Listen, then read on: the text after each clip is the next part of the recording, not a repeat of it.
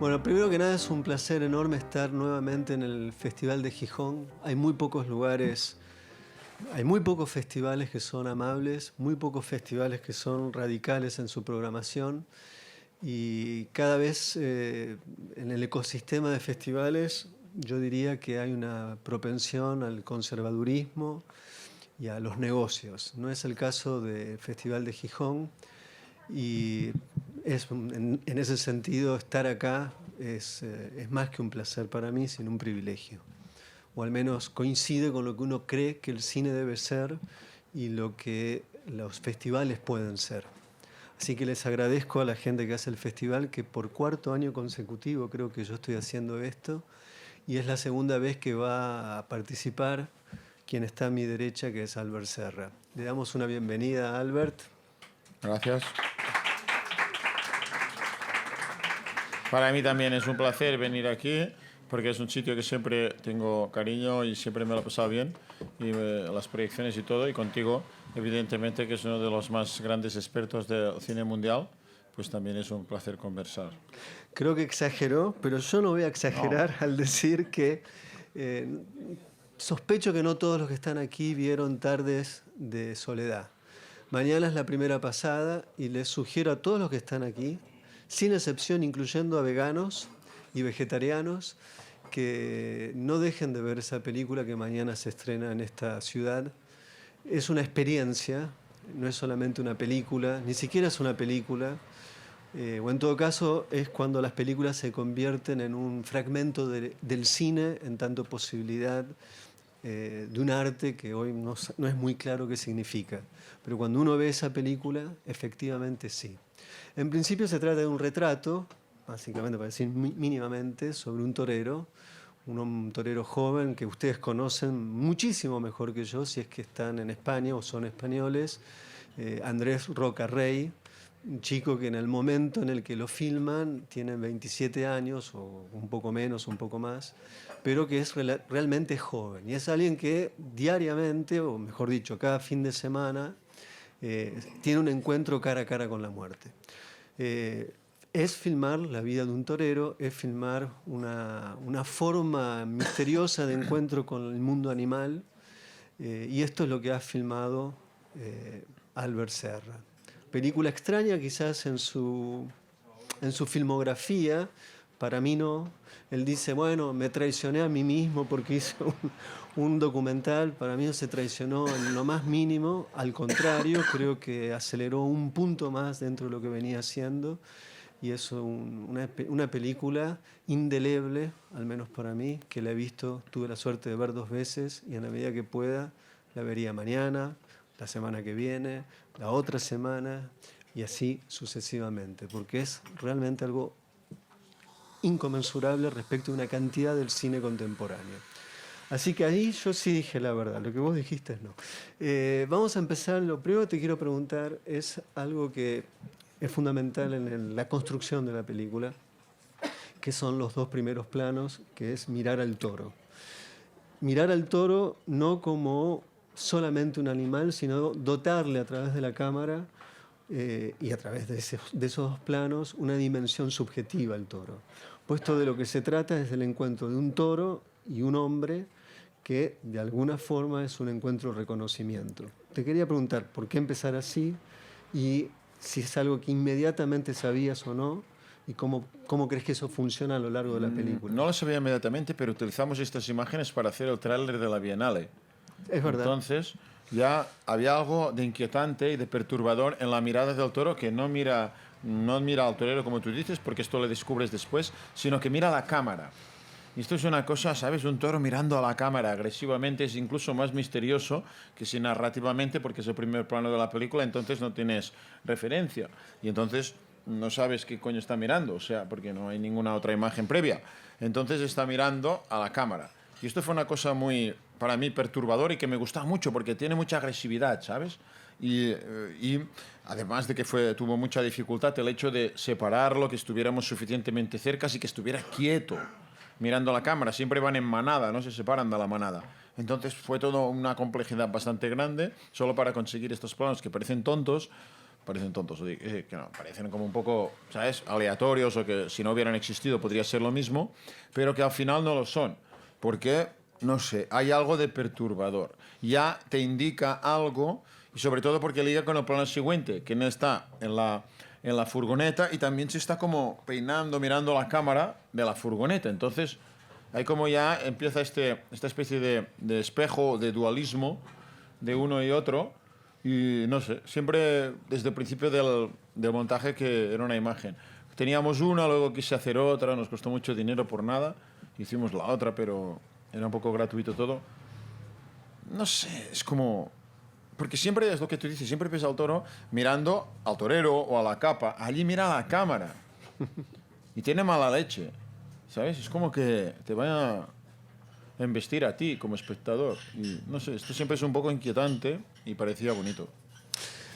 La película tiene una organización espacial muy específica. Son 4 espacios. Es decir, el lugar donde están, el momento estrictamente donde tiene lugar el ole, el encuentro con el toro, la plaza. Sí, sí, la plaza. Que está filmado de una determinada manera, ya vamos a hablar de eso. Luego tenemos el lugar donde a veces se cambia, que es un cuarto de un hotel, entiendo yo. Tercer lugar es el de la furgoneta, como tú dices. Y el cuarto es el inicio, que digamos, es ver el toro fuera de contexto absolutamente. Entonces te quería preguntar, vos podrías haber incluido otras cosas. Hay momentos bien elípticos, en el sentido de, hay momentos que va a la guardia a ser atendido. Vos elegís que eso no esté. ¿Por qué pensaste que la concentración en estos espacios era lo que necesitabas para hacerlo? No es que lo pensara, porque nos hubiera gustado rodar, por ejemplo, la enfermería y todo esto, pero todo se hacía en función de lo que ellos autorizaban, y se hacía muy rápido. Decían, ahora entra. Vamos, entra, pero hay que preparar luz, esto es feo, este cojín de la habitación, este cuadro, no sé, es todo feo. Pero había que entrar, y este era el tema. Lo mismo con otras cosas. Ahora aquí no entres, o ahora aquí no sé qué. Bueno, obedecer. Pero no me disgustaba, porque, ¿sabes? De alguna manera teníamos el placer siempre de rodar dentro de la plaza, y todo lo otro eran como consecuencias pequeñas de esto de dentro de la plaza, de lo que sucedía realmente en el ruedo. Y, bueno, aunque nos echaran o así, ya habíamos tenido nuestro pequeño placer perverso de captar alguna cosa de lo que está al lado de lo que se hacía en el ruedo, que ya nos impresionaba mucho y que tenía mucha gracia. Además tenía mucha dificultad técnica y estábamos muy concentrados y no sé. Entonces, pero no fue una decisión. Si yo fuera en la clínica, que estuvo 3 veces en la clínica de la plaza, me hubiera gustado, porque seguro. Pero bueno, es que no sé, mis películas son así, ¿sabes? No, como no hay ninguna idea inicial, hay más la inocencia de ver lo que pasa, y en este caso todavía más, porque de entrada no podía decirles nada, y segundo, que son ellos los que decían cuándo se empieza a rodar y cuándo se acaba, cosa bastante inédita en, digamos, no sé, en el cine. Y para vos. Y para mí, incluso para cualquier documental, a no ser que pongas la cámara, que la dejas allí como en la furgoneta, pero que alguien me diga a mí qué es lo que se tiene que hacer, pero igualmente así, ¿sabes? La película es buenísima. Entonces, para mí cada película, como dices tú, del documental, es como un desafío. Entonces, hice una sobre sexo, ahora otra no sé qué, ahora esto, me da igual. Me adapto a todo. Eso, digamos, mi estilo es el extremo, cosa camaleónica total. Pero no es que me adapte, es que ya he sofisticado tanto los métodos de manipulación que ya no les decía nada tampoco a los otros, a los actores de las películas de ficción. Entonces, es sobre ejercer un tipo de influencia extraña. Todas mis películas se rodaban semanas antes de rodarse. Toda la dirección de actores se hacía o semanas, o momentos, o días. Extrañamente se hace en el set. Puede suceder, evidentemente, si algo es muy desastroso, pero la mayoría de la dirección de actores se hace en otros sitios. Y aquí hay todas unas historias que nunca lo explico en ningún sitio, ni lo voy a explicar, porque es una cosa tan valuosa y tan secreta y que vale tanto dinero que, a no ser que me paguen mucho, mira que explico todas las tonterías del mundo, pero esto específicamente no, y no lo voy a explicar. Okay. Y aquí es una derivación de esto de la forma más natural, hasta el punto ¿cómo decirlo? Hasta el punto de que, ya sabes que el torero vio la película, no le gustó, no era la versión acabada, estos son otros problemas que se acabarán solucionando, pienso yo. Pero me dijo, la primera cosa que me dijo es que dice, yo le he dado mucha generosidad a usted y usted me ha traicionado. ¿No? Claro, era una cosa que a mí moralmente me sabía mal, porque en general, ¿sabes? Pretendo que tengo integridad, o la tengo, pero, hostia, usted me ha traicionado. Claro, él no sabía el propio sentido de la traición que yo le había hecho, pero se la imaginaba, pero es incorrecta, pero aún así él la sentía como tal. Entonces, si uno lo siente como tal, es verdadero. No vamos a discutir, digamos, los entresijos de esto, pero... Y aquí me di cuenta de que la dirección de actores, precisamente, toda la que había hecho antes y toda la que se puede hacer específicamente en el documental, se basa en este concepto, que es traicionar a los actores. Y una cosa que puede tener ramificaciones malas, buenas e intermedias, pero que no se saben hasta el final. Cuando lo estás haciendo, no lo sabes. Entonces tú tienes la obligación de hacerlo. Es como en una guerra que a ti te dicen, le dicen a los soldados, bueno, ve allí y mátalos a todos. Y claro, tú dices, pero esto es moralmente justo o no, no sé qué, no te pones a pensar. Hay que hacerlo. Ya está. Tú tienes una orden, estás allí para hacer esto, si no, no se hubiera hecho la guerra. No te planteas allí, no estás haciendo una disquisición filosófica por más inteligente que seas, ¿no? ¿Sabes? ¿Y qué dirán tus compañeros? Ah, tú no vas a... Entonces ellos sí, tú no, y que esto sería un debate como en un café. No. Entonces aquello no es un debate en un café y es algo que es como... Hay que hacer algo porque no habrá otra oportunidad. Es como la guerra. No hay marcha atrás, no hay, digamos, eso, se gana o se pierde la batalla, pero como, y específicamente en mis películas, y específicamente en esta, porque no dependía de mí, cada momento es una performance única. Entonces, o te aprovechas o no te aprovechas. Pero si eres tan tímido, no haber hecho la película. De todas maneras, el concepto de traición me parece que es a posteriori tanto para vos como para él. Para mí, ¿en qué sentido? En el sentido de que parece que vos lo que estás pensando es filmar. Y después puede él pensar que hay una traición en función de una expectativa. Correcto. ¿No? Parece Exacto. que vos sos, en todo caso... Ni siquiera lo filmo yo, Claro. lo filman las cámaras. Esto también es algo sorprendente porque te parecerá una excusa infantil y a lo mejor lo es. Pero digo, es que yo no filmé nada, yo no, ¿sabes? Es como, no, Aznar, es que yo no me presentaba, ¿no? Con lo del 11M. Es algo así, es un poco de niño. Pero es la verdad, en cierta manera. Porque precisamente imponerte esta actitud es lo que permite de que las cosas sucedan con fluidez. Y de alguna manera son los camera operators, los operadores de cámara, que hacen su trabajo con...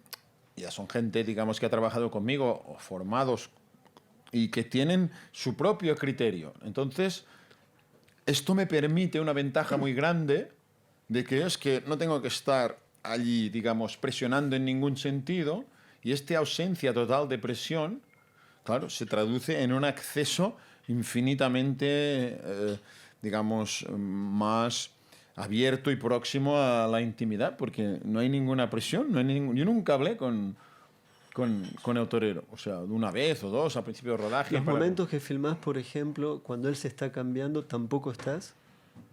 Estaba, pero en otra habitación. Okay. Dejo que pasen las cosas. Claro, es que no hay espacio tampoco. Y la diferencia en los cambios de escala, por ejemplo, hay un momento que hay una pequeña virgen, entonces vemos... Son los operadores. Son los operadores, claro. No son tus decisiones. No. Okay. Yo nunca, ni en esta película ni en ninguna. Yo solo miro los planos si me preguntan los operadores si tienen dudas. Okay. Evidentemente me comunico un poco para que no hagan todos la misma cosa. En la habitación no es el caso porque solo hay dos. Normalmente en mis películas normales tengo tres. Entonces sí que hay que hacer un poco más de, digamos, de coordinación, pero nada, con signos, coordinación psicológica, lo que sea. Pero aparte de esto, no. Es que no me gusta. Yo nunca he mirado una cámara. De todas maneras, hay una decisión que sí vos tomás, que me imagino se la has transmitido a los tres, respecto de la Plaza de Toros, de no encuadrar más allá del rango de lo que sucede entre los... Vamos a ver, encuadramos un poco, porque cuando se aburrían o entre toro y toro hacían planos del público, no sé qué, pero durante no, porque claro, durante la acción es tan importante que nunca... De hecho, hay una cosa que es absolutamente extraordinaria, claro, aquí no han visto la película, pero para ti que la has visto, ¿sabes todas estas voces de la cuadrilla que hablan mientras él está toreando? Y que parecen unos fanáticos, y lo son, unos fanáticos locos. Y hay un solo plano que se mueve la cámara un poco, si ves unos al fondo. A nadie se le ocurrió filmar a estos tíos cuando decían estas frases. Que a lo mejor un cambio de plano, ¿sabes? Es que tiene unas... Bueno, no lo sé, yo no hay ninguno filmado. Solo veo una cámara que pasa y que están en el fondo, pero... Intuyendo esto y la manera como dicen las cosas en el sonido, pienso que era una locura tener un plano de esta gente. Además está así mirando, está así como mirando, ¿sabes? En el burladero y tal. Parecen unos locos pero integrales, que ya son bastante locos los diálogos. Pero y nunca se le ocurría a nadie porque estábamos enfocalizados cuando toreaba y era tan difícil, ¿sabes? Retratar lo que estaba pasando en la arena, que a nadie se le ocurrió que habíamos de hacer un plano del público. Y claro, los planos del público que teníamos, todos eran entre toro y toro. Y claro, la gente está allí durmiendo, aburrida, no están mirando a la plaza. Y entonces, que no quiere decir que esto, ¿sabes? No fue una decisión a priori. Yo no tomo decisiones a priori, esto lo hacen los tontos, ¿sabes? O sea, no tengo ninguna idea. Y realmente me esfuerzo a conservar esta inocencia de no tener ninguna idea. Y esto, filmar... Pero ¿quién estaba? Yo qué sé, se aburrían y filman el público. Hay otra cosa que sí que les gustaba mucho, por algo perverso, que era filmar la muerte del toro. Y en esto sí, porque el toro acaba muriendo en un sitio y ya tienes más tiempo de prepararlo y no sé qué. Y esto cada día me decían, ¡guau! Tengo unas imágenes... Dice, creo, porque claro, una cosa es lo que piensas que has grabado y otra cosa es la que... Y en esto lo tenemos sagrado, ¿no? Como los toreros nunca dicen, quedamos a las 10, ¿no?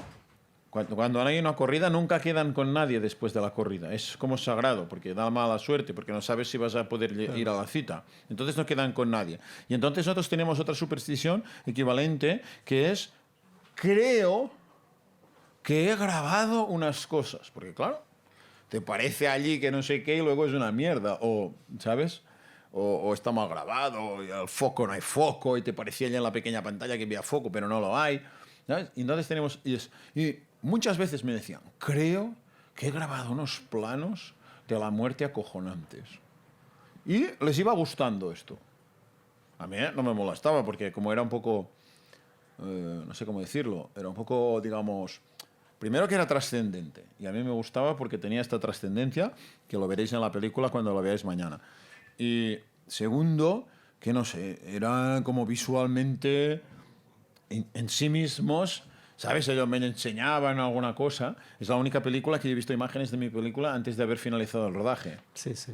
Porque era muy largo y porque se había que aprender. Y ya vi que era...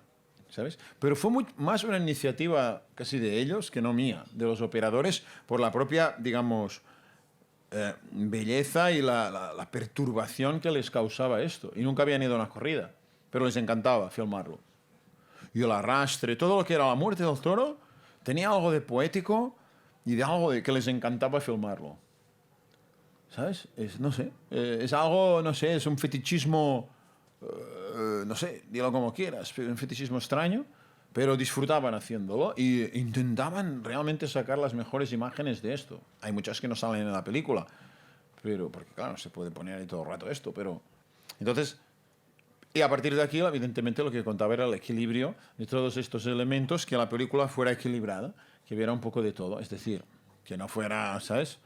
Que no se desequilibrara en el sentido de que fuimos a la presentación de Sevilla el otro día, había la cuadrilla, una parte de la cuadrilla, faltaba Andrés y uno de la cuadrilla, pero los otros estaban todos. Y, ¿sabes? Mi obsesión les preguntaba, ¿pero has visto algo que... hay algo que falla, algo que falta rigor, algo que no sé qué? Dijeron, no. Todo, absolutamente todo, está perfecto. Entonces, el equilibrio suponía que esta gente mirara la película y que lo encontrara perfecto. porque ellos no son cinéfilos, pero da igual, lo suyo lo pueden juzgar.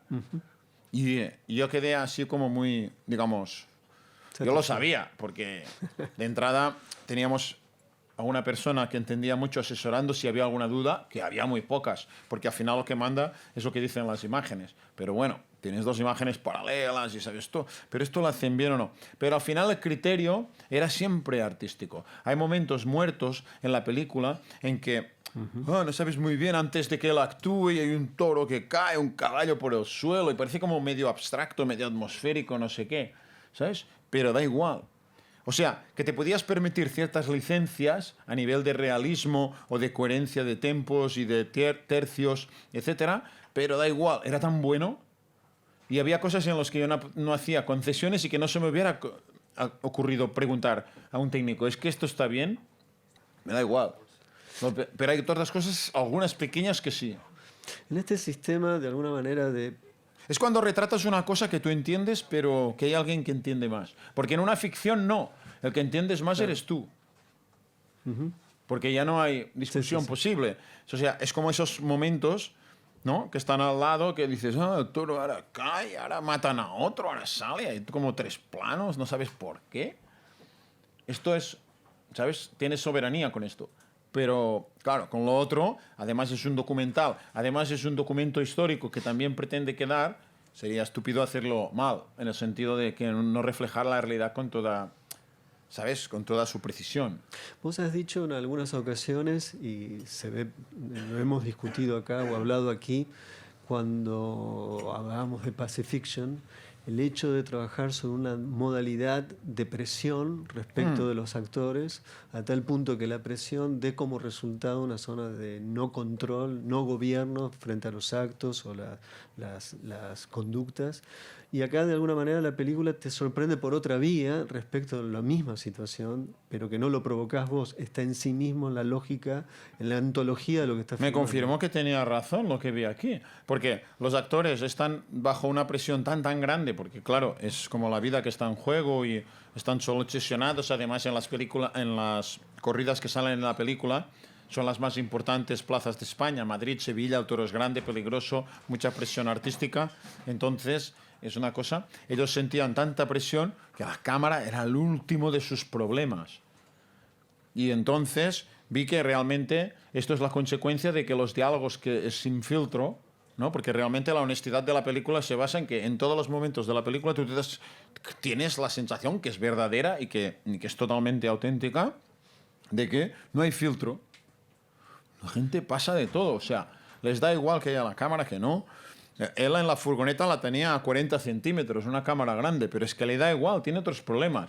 Evidentemente, lo cual no quiere decir que en un momento dado no se cruce esta idea en su mente, y de hecho hay algunos momentos en que, ¿sabes?, parece que lo hace y que se cruza en su mente esta idea de que le están filmando, incluso juega un poco de manera perversa con esto, creo yo, en algunos momentos, pero digo, creo yo, que lo he analizado o sea, de una forma exhaustiva 1.000 millones de veces. Y aún así, no sé si juega conscientemente con esto o no.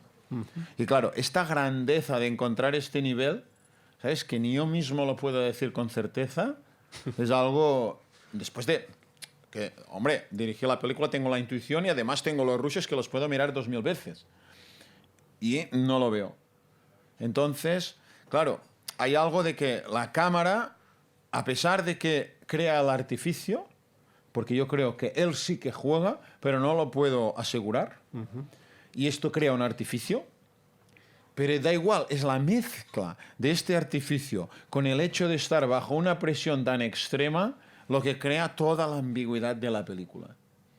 Y es donde yo me siento cómodo, así como un pez en el agua, digamos, porque ya lo veo un poco. No sé lo que va a dar, si va a ser muy, digamos, sofisticado, ¿no?, el resultado. Pero es como, ¿sabes?, me siento en pez en el agua en el sentido de que este es mi mundo. Ahora estoy en él, ¿sabes? Aquí no podía presionar tanto porque, por respeto y por la misma gravedad de la hora, no podía, ¿sabes?, incidir, no podía intervenir. Pero imagínate lo mismo en una película de ficción. entonces ya las aguas empiezan a volverse turbulentas. Porque además esta gente es muy vulnerable, estos no, porque estos, al contrario. Pero, ¿sabes? Estos no sentían ninguna forma de vulnerabilidad porque su problema era mucho mayor que el de la cámara. Y es claro, la presencia de la cámara en una película de ficción es como el centro de todo. Para ellos el centro de todo es el toro, no la cámara. O aún en la furgoneta o en la habitación, lo que va a pasar después. Un día antes ya están de mala leche. O sea, ¿sabes? Ya están de mal humor. Claro, como estarías tú y yo. Es como si estás en una guerra y te dicen, bueno, mañana hay que el desembarco de Normandía. ¿Qué? ¿Te gustaría? No. No, a mí tampoco. Murieron el 70% en los primeros que bajaron. Entonces, ¿sabes? No es una cosa agradable. Claro que hay las posibilidades del 70% en contra. Pero aún así... Albert, me dicen que tengo que cerrar porque hoy es un día particular, justo contigo, que podríamos haber hablado durante 1 hora y media, pero mañana está la función, me toca presentarla. Entonces vamos a continuar esta conversación o repetirla. Pero bueno, con las imágenes será diferente. Totalmente. Porque podremos hacer referencia a cosas que la gente habrá visto y entonces será mucho más... Yo creo que... Sobre todo voy a subrayar varias frases de lo que dice en la cuadrilla. Que hablan una y otra vez sobre la verdad. Sobre la verdad, la vida, la muerte, el sentido de la vida, el sentido de la muerte y los famosos cojones. Y aquí terminamos. Muchas gracias. Gracias.